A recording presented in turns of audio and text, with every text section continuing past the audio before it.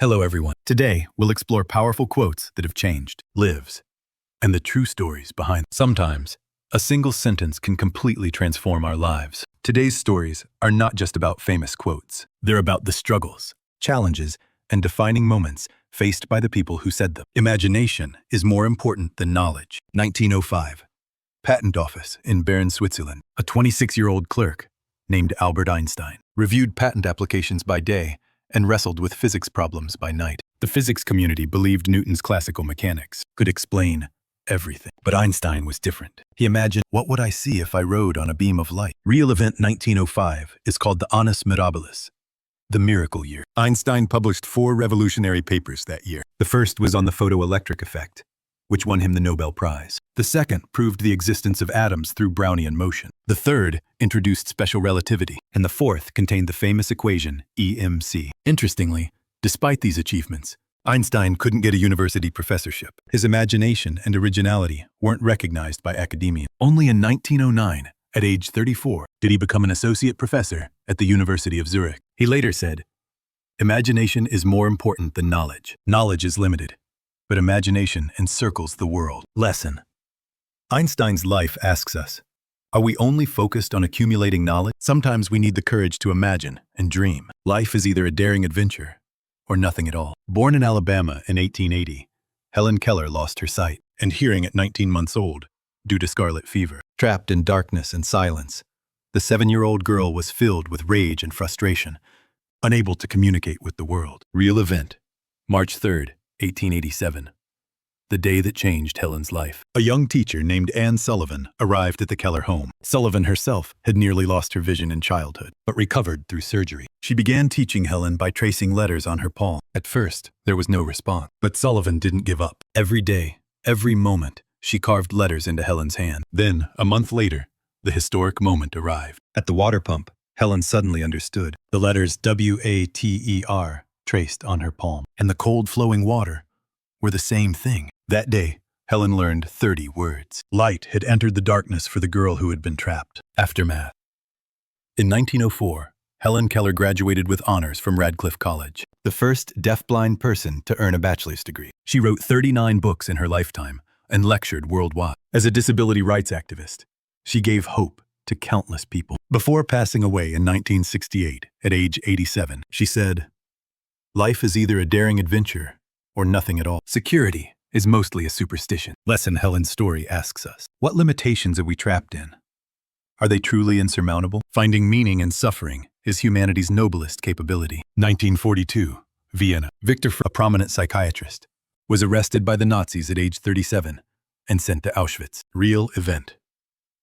On the first day at the camp, an SS officer divided prisoners into 2 lines, one to the gas chambers, the other to forced labor. Frankl stood in the labor line. He was separated from his wife Tilly, parents, and siblings. He knew he'd never see them again. Indeed, most of his family perished in the camps, working 16 hours a day in -20-degree weather. Daily rations, 1 slice of bread, and thin soup. Fellow prisoners died every day. Yet Frankl discovered something in the same extreme conditions.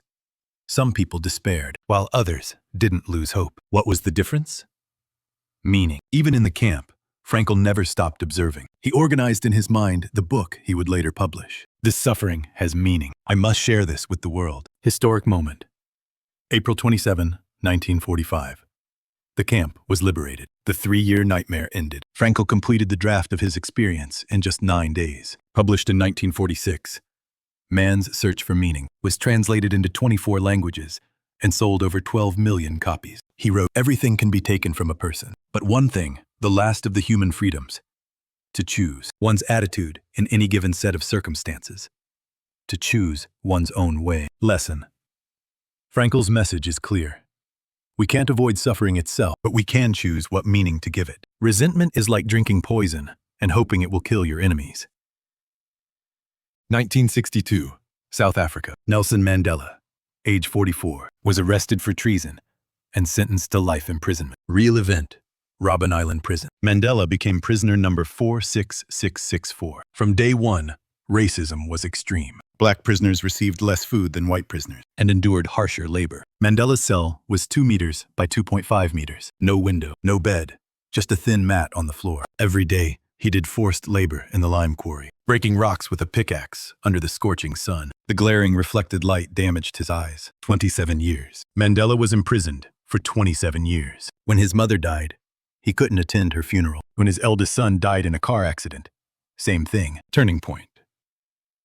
Late 1980s. The South African government, under international pressure, began negotiating with Mandela. February 11, 1990, 71-year-old Mandela was finally released. The world watched. People wondered, would he seek revenge after being unjustly imprisoned for 27 years? But Mandela's first speech was shocking. We must not forget the past, but we must not seek revenge. Only reconciliation and forgiveness will move us forward. Moment that changed history. April 27, 1994. South Africa's first multiracial election. Mandela was elected president with 62.65% of the vote. On Inauguration Day, Mandela invited special guests, 3 guards from Robben Island prison, who had imprisoned him for 27 years. Mandela shook their hands and said thank you. Because of you, I learned patience and forgiveness. The world was amazed. How was such forgiveness possible? Mandela later explained, resentment is like drinking poison and hoping it will kill your enemies. As long as I harbor anger and hatred, I remain their prisoner. True freedom begins with forgiveness. Lesson Mandela's life asks us, are we hating someone?